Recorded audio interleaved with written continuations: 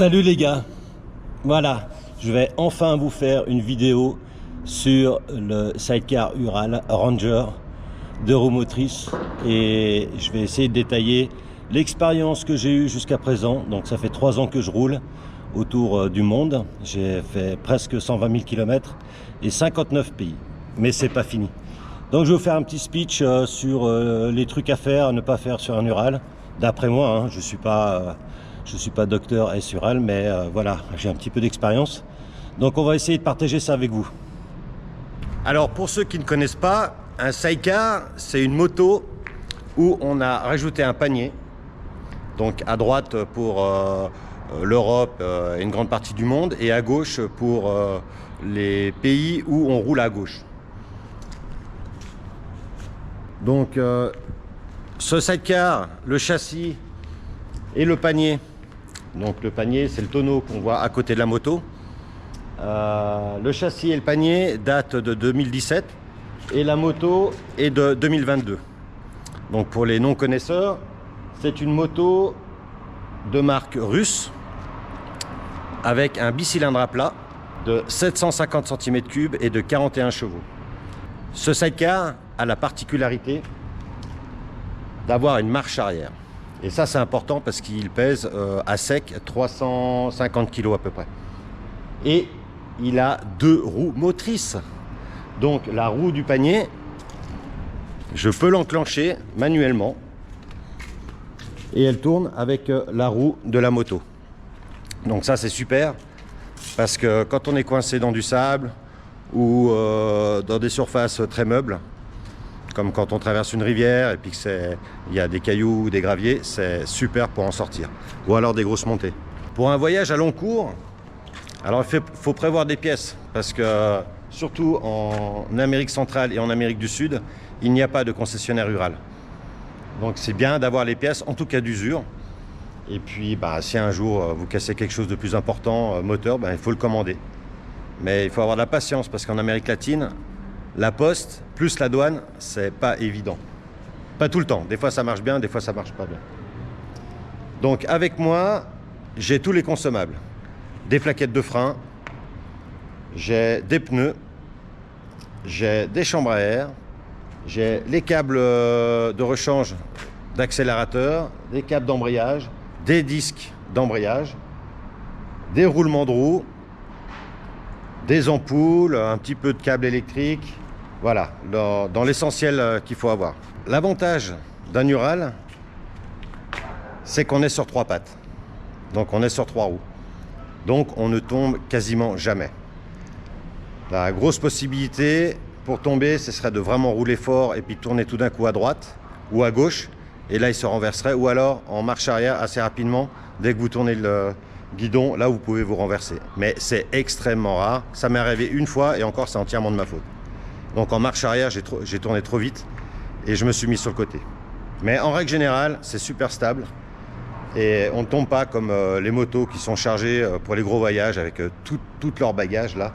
Et ceux qui tombent, ils doivent virer les bagages de leur moto pour redresser le véhicule qui fait 270 kg des fois, ou voire plus. Alors voilà, donc je vous ai dit qu'à sec, il fait 340-350 kg. Et chargé avec mon équipement, plus ma pomme dessus, on fait à peu près 600 kg. On a un réservoir de 19 litres, avec lequel je fais en tout cas 300 km. On a un estagnon de 10 litres en appui, et on a une roue complète, donc pour remplacer une roue qui aurait un problème, donc soit des rayons cassés, soit une crevaison. Comme ça, on n'est jamais bloqué. J'ai rajouté des plaques de désensablement. Ça, c'est si vraiment je suis coincé sur quelque chose de trop meuble et que la moto patine. Alors pour l'instant, je l'ai utilisé qu'une fois dans la neige. C'est mieux d'en l'avoir que de se retrouver coincé, vraiment coincé seul. Car j'ai plutôt l'habitude de fréquenter des chemins où il n'y a pas beaucoup de passages.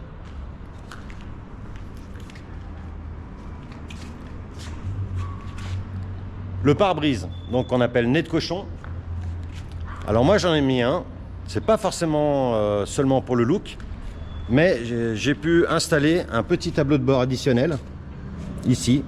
Donc c'est une plaque d'alu avec prise USB et prise 12 volts.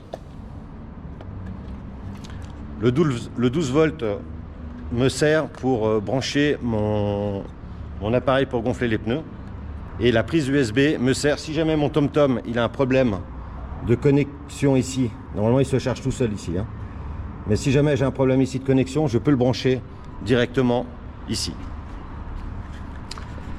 J'ai installé des protèges mains, donc qui font par vent et par coup. Donc il y a une barre métallique ici à l'intérieur, donc ça protège des pierres et ça protège du vent. Et ça c'est le top, parce que je peux conduire sans gants jusqu'à 10 degrés à peu près.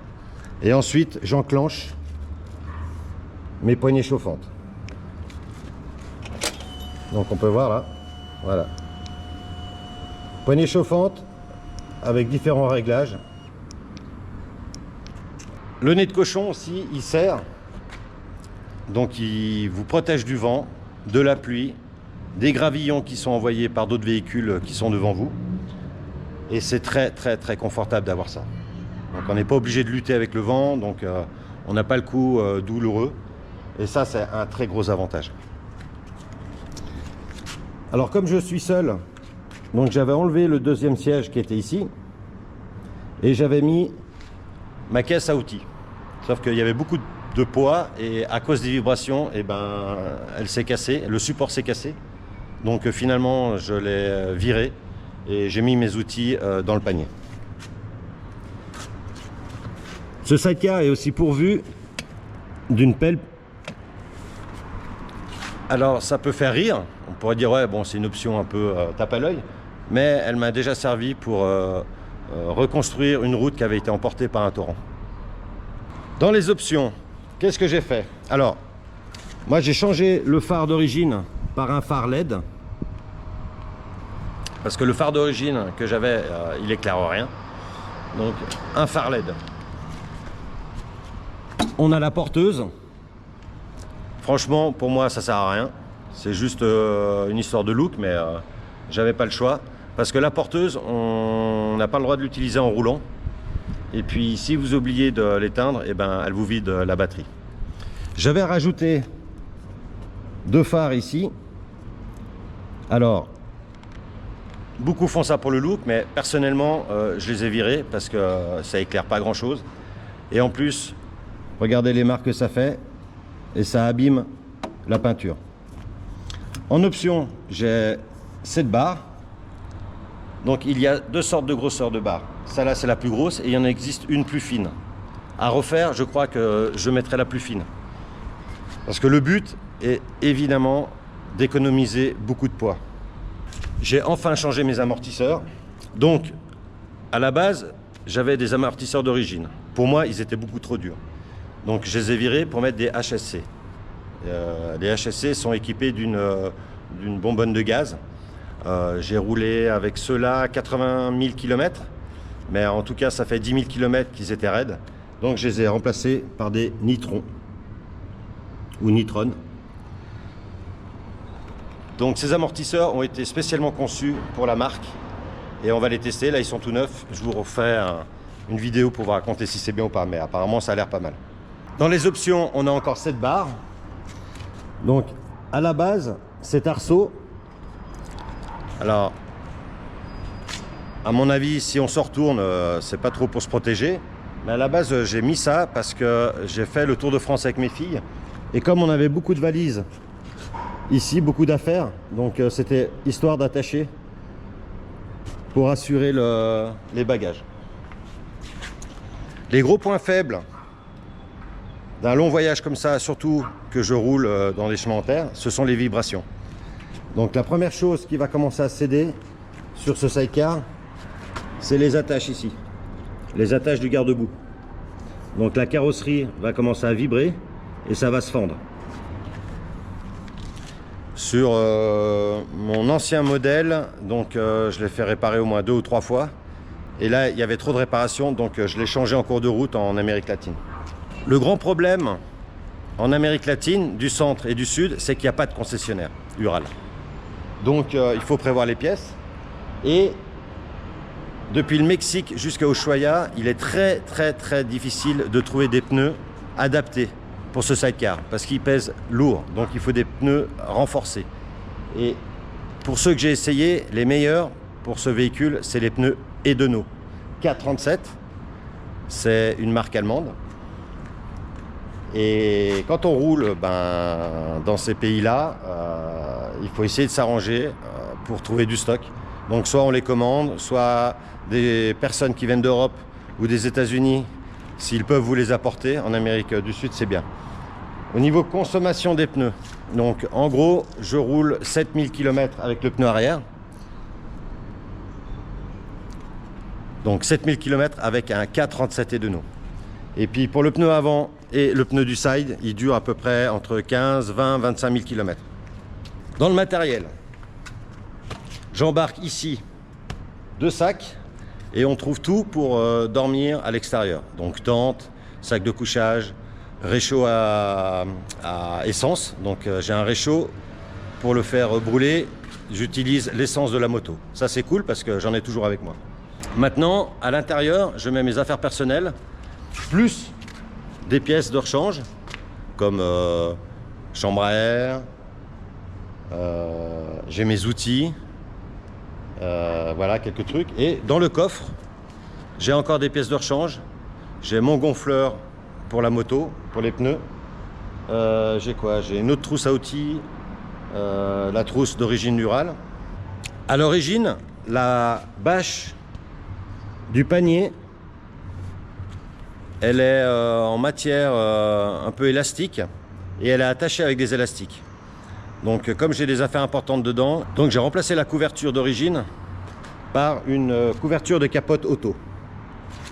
Donc c'est de l'Alcantara, c'est très résistant et contrairement à la couverture d'origine, elle ne change pas de couleur avec le soleil. Et en plus j'ai installé un câble avec des arceaux pour assurer, pour éviter le vol d'usage. Donc j'ai installé ces arceaux là et on a mis des œillets sur la toile et on passe le câble dedans et je l'assure avec un petit cadenas. Évidemment avec un couteau on peut le transpercer etc. Mais voilà, c'est si je laisse le véhicule vraiment 10, 20, 30 minutes à une douane pour éviter le vol d'usage. Parce qu'avec la bâche d'origine on a juste à enlever l'élastique, à passer la main dessous et on peut partir avec des affaires. Force est de constater que je n'ai jamais eu de problème sur tout le continent américain concernant du vol sur le véhicule ou pour ma propre sécurité. N'ayez pas peur, n'ayez pas peur. C'est vraiment un super continent. Alors voilà, donc maintenant je vais tout sortir parce que je dois réorganiser toutes mes affaires. Donc on va sortir tout ça.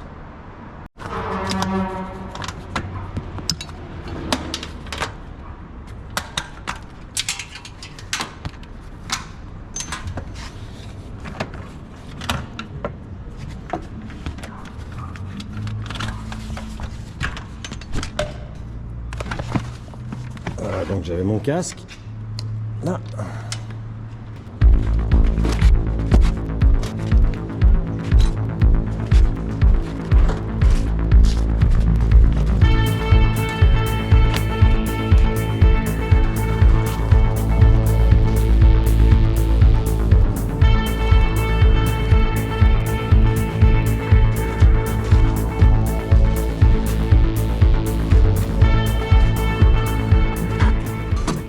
Voilà, j'ai tout sorti.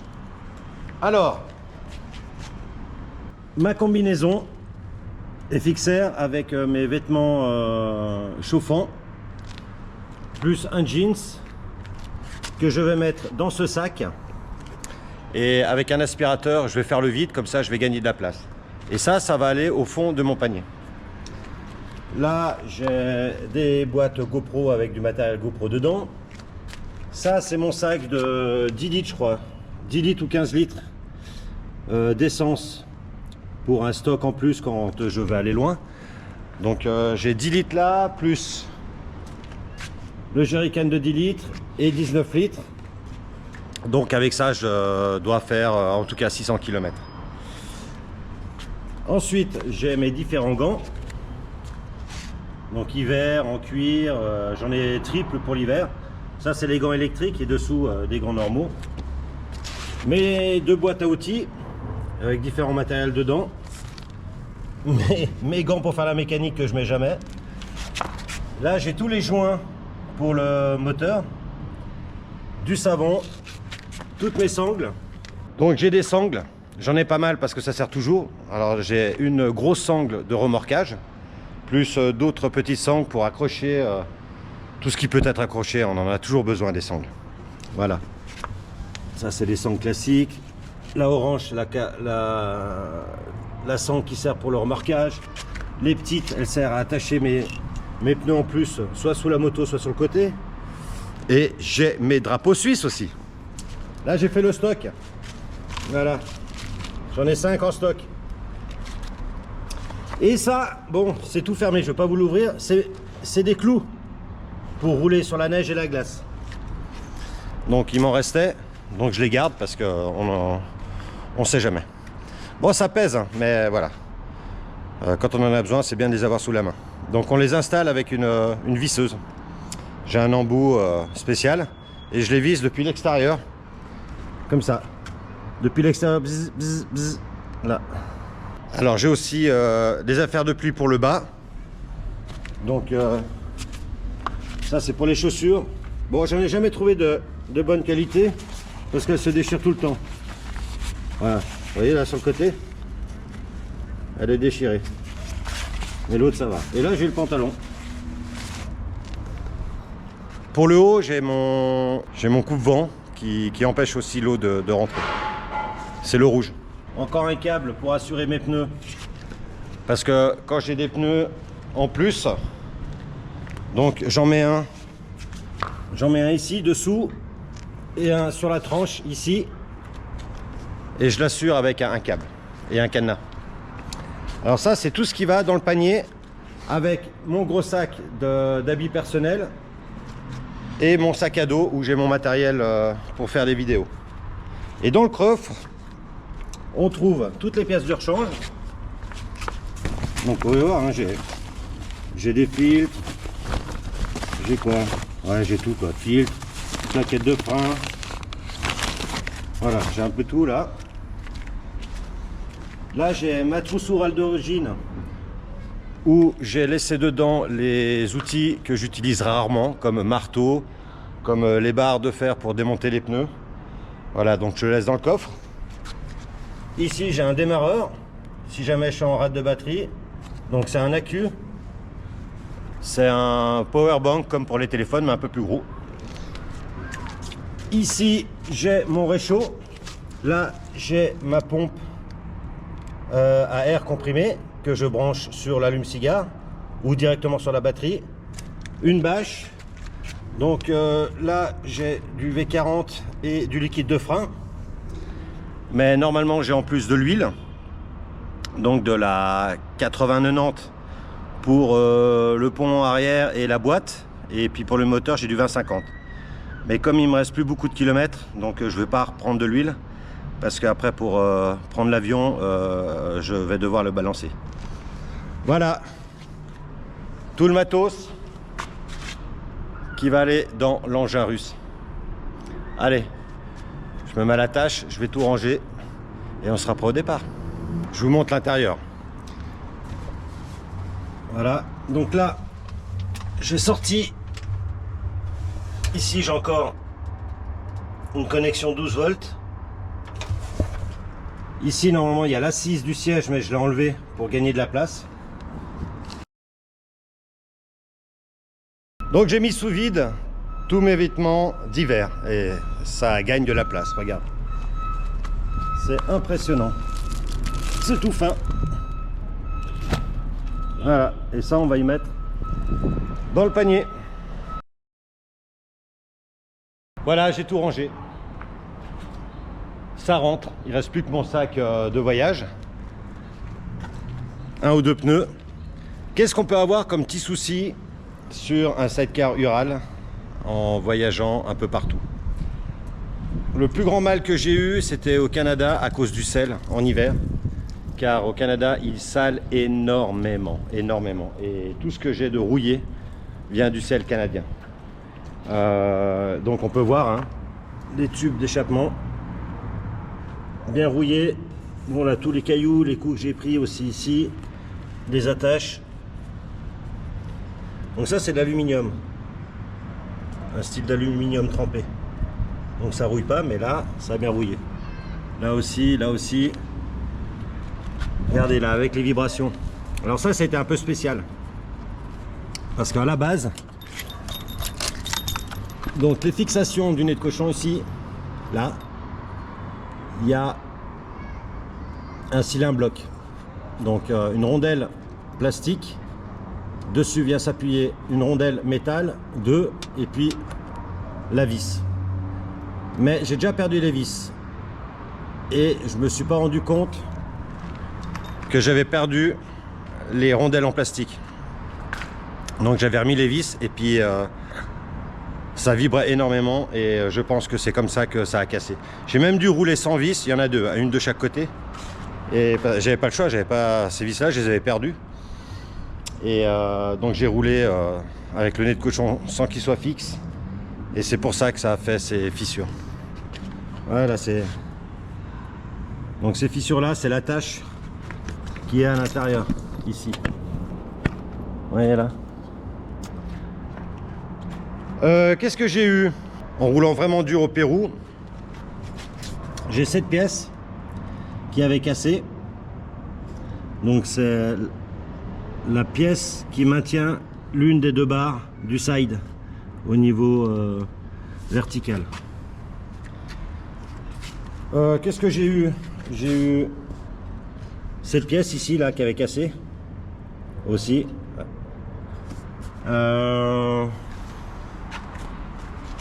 La rouille, ouais, le truc c'est que l'engin il rouille. En plus je suis pas trop haut pour nettoyer.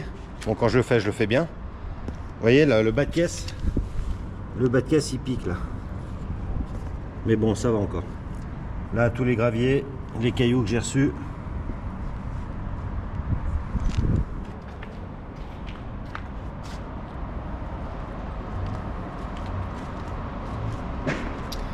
Sinon avec le temps, qu'est-ce que j'ai eu? J'ai eu les pipes d'admission là, la pièce en plastique noir là, qui s'était asséchée et qui avait pété, je l'ai changé. Celle-là j'ai pas eu besoin encore, mais j'en ai un en double si jamais. Vous voyez là, j'ai changé ce système de serrage parce qu'il rouille et puis quand on ouvre, ben, ça pète. Pourtant on a l'impression que c'est de l'aluminium, mais ça pète quand même. Alors j'ai enlevé le frein à main. Donc le frein à main normalement il est là. C'est un frein qui est indépendant du frein arrière. Et quand on actionne le frein à main, ça vient serrer ici. Alors, vous voyez, normalement le levier il est là. C'est pour ça qu'il y a le trou là. Alors pourquoi j'ai enlevé le frein à main? Parce que déjà, il marche 2 ou 3 fois, après il se dérègle. 2, ça fait du poids. Et 3, quand j'enlève ma roue, il faut que j'enlève le frein à main. Enfin la mâchoire du frein à main. Donc je me suis dit allez, gain de poids, j'ai tout viré. Et c'est beaucoup plus pratique maintenant. Et si vous avez remarqué, quand vous êtes dans une pente et que vous êtes à l'arrêt, donc moteur éteint en première, la moto descend en marche arrière comme ça, moteur éteint. Alors ce qu'il faut faire, c'est mettre la marche arrière au lieu d'enclencher la première. Et la marche arrière retient beaucoup mieux la moto qu'en première vitesse. Avec les vibrations, qu'est-ce que j'ai eu? Ben, j'avais perdu là le clignotant, j'avais perdu, enfin ces pièces avaient pété ici au niveau du garde-boue. Donc j'ai dû changer ça. Là aussi, hein, le bidon là, il prend des coups, il rouille. Le support aussi. Vous voyez le bas de caisse là, ça rouille. Mais pour l'instant ça tient. Donc je verrai, je pense que je vais le refaire repeindre dans un moment. Voilà, bon, si vous avez des questions, vous pouvez toujours les poser en commentaire. Qu'est-ce que j'ai oublié? Ah oui, mon tom-tom. Donc ça c'est le support pour mon GPS TomTom. Alors je vais aussi vous expliquer pourquoi je n'utilise pas mon téléphone en tant que GPS. Il y a beaucoup d'applications qui sont superbes. Par contre, le téléphone, quand il fait 50 degrés en plein cagnard ou alors moins 40, il ne fonctionne pas. À moins 40, il gèle. Les cristaux liquides se durcissent. J'ai fait l'expérience avec mon téléphone au nord du Canada. Et par plus 50 aussi, c'est pareil. Donc le TomTom, il bouge pas. J'ai perdu juste la vitre du TomTom, donc j'ai dû en recommander un autre. Ouais, ça, il y a tout qui s'use un peu, c'est normal. Tout ce qui est mécanique, tout ce qui bouge, tout ça s'use. Puis un jour, ben, ça pète. Alors, ce qui m'est arrivé aussi, au début, j'ai dit bon, bah, c'est pas trop gênant. Mais quand on a embarqué le sidecar dans un bateau en bois au Brésil, il y avait 5 ou 6 gars qui portaient le sidecar. C'était super lourd, depuis le quai en béton jusque dans la barque en bois, style de pirogue. Et ils ont touché la plaque d'immatriculation. Donc ça a cassé une attache. Donc j'ai essayé de la rattacher comme je peux. Mais à chaque fois ça s'abîme, regarde. Donc là c'est fixé sur le plastique. Et je l'avais fixé en haut là, ici. Mais regardez, avec les vibrations, ça a tout bouffé. Donc comme j'ai une autre plaque, je vais essayer de trouver un moyen de refixer tout ça. Je vais attendre de perdre celle-là, comme ça elle aura fait jusqu'au bout. Concernant la consommation, donc quand le moteur est bien réglé, quand la pompe à essence va bien, je fais en tout cas 300 km avec les 19 litres du réservoir principal. Donc je fais à peu près entre 5,5 litres et 6,5 litres au 100. Donc j'ai 19 dans le réservoir, j'ai 10 dans le bidon et j'ai encore 10 ou 15, je ne me rappelle plus, dans le sac spécial pour l'essence. Donc en gros je fais 600 km, voire 700 quand tout va bien. Pour les vidanges, c'est tous les 5000 km pour le moteur et les 10 000 km pour le pont et la boîte. Mais bon, on va pas être économe à ce point-là. Donc tous les 5000 km, je fais le pont, la boîte et le moteur en même temps. Niveau moteur pur, donc pièces mécaniques, moteur, le seul problème que j'ai eu, c'était la soie du vilebrequin qui a cassé. Ça, c'était un défaut de fabrication du vilebrequin, mais comme si j'étais sous garantie, ça a été remplacé très rapidement. Il n'y a aucune certitude, mais j'ai eu des problèmes moteurs, elle pétaradait, elle perdait de la puissance. Alors il y a eu plusieurs petits trucs. Ce qui est sûr, c'est que la pompe à essence s'est détériorée au fur et à mesure que je conduisais au Brésil. Parce qu'au Brésil, dans l'essence, ils mettent 27% d'alcool. C'est vraiment pas bon. Donc ça a abîmé la pompe à essence. Et en parallèle, je pense que à cause des vibrations, à cause de l'eau de mer, à cause du sel au Canada, à cause des moins 40, des plus 45, et puis elle roule tous les jours, cette bécane, et j'ai eu des problèmes avec mes fils électriques. Donc le faisceau électrique, je l'ai changé également, et j'ai un deuxième écu. Donc l'écu, c'est l'ordinateur de bord un peu. C'est celui-là qui donne les ordres à toute l'injection, à tout ce qui est électrique. Sinon, j'ai dû avoir 2-3 ampoules de pété. J'ai eu 3-4 crevaisons, mais il y en a 2-3, c'était fait exprès, parce que je vais jusqu'à la toile de mon pneu arrière. Donc au bout d'un moment, il explose. Mais il n'y a pas de souci, puisque je suis sur 3 points d'appui au sol, donc il y a 3 roues. Donc je ne me renverse pas. Je ne ferai pas ça avec une moto à 2 roues. Voilà, pour moi, c'est le véhicule idéal. La seule difficulté, c'est de trouver des pneus en Amérique latine. Ça c'est une grosse difficulté. Parce que le pneu arrière, si au moins un jour ils pouvaient fabriquer des pneus qui peuvent aller à 20 000, 30 000 km, c'est bien. Mais le pneu arrière, c'est là où il y a la traction. C'est là où il y a le gros du poids aussi, et la traction moteur, donc il s'abîme plus facilement. Donc je répète, à l'arrière, je fais 7000 km. Et le pneu avant et le pneu du side, je fais entre 15 000 et 25 000 km. Ça dépend. Voilà. Bon, j'espère que ça vous a plu. J'aurais préféré le faire avec des meilleurs moyens techniques, mais bon. On fait comme on peut. Et là, normalement, au prochain épisode ou le suivant, on va faire beaucoup de chemin en terre et on va aller très haut. Je vais essayer d'arriver à 6000 voire plus de 6000 mètres d'altitude. Allez, on y go. Je vous embrasse et puis à bientôt. N'oubliez pas de laisser des commentaires si vous voulez me poser des questions. Et surtout, pour me donner un coup de main, un pouce bleu. Et puis inscrivez-vous à la chaîne, ça fait toujours plaisir. Ciao.